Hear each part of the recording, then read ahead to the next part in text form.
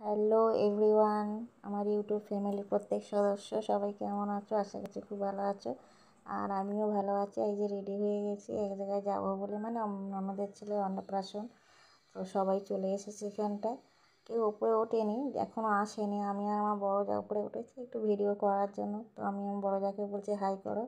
তো বড় যা তো কোনোদিন ভিডিও করে না, তাই খুবই লজ্জা পাচ্ছে, তবুও হাই করেছে।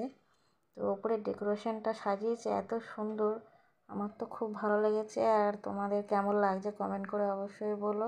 আর হ্যাঁ, ভিডিওটা ভালো লাগলে একটা লাইক করে দিও। আর এই যে খেতে এসে গেছি, তো খাওয়ার মেনুতে কী কী ছিল দেখো। ডাল ছিল, আলুর চিপস ছিল, আর এটা কি বেগুনি ছিল।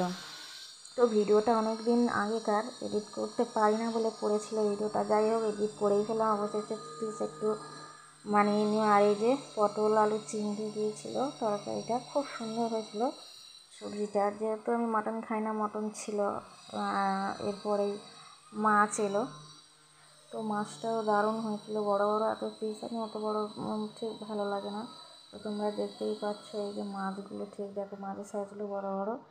আর মটন খাই না বলে 2 পিস দিচ্ছিলো, আমি নিয়ে আমার 1 পিস হলেই ভালো, ঠিক আছে। ছোটো থেকে খুঁজলাম, তো কাজের বাড়ি কেউ অত খুঁজে খাজা পাওয়া যায়। যে গোলাপটা দেখছো আমার ভর্তি মাথায় ছিল বড় যায়, তো নিয়ে এখানটায় রেখে দিয়েছে, পড়ে গেছিলো মাথা থেকে বলে। তো যাই হোক, রান্নাবান্না এত সুন্দর করেছে যে ছোটো থেকে বড় বুড়ো সবাই খেতে পারবে। নুন ঝাল এত সুন্দর টেস্টি হয়েছিল প্রত্যেকটা তরকারি। আর এই যে দেখো, আমার খাওয়া হয়ে গেছে। আর এই যে পেছনে দাঁড়িয়ে আছে, এটা আমার ননদের শ্বশুর।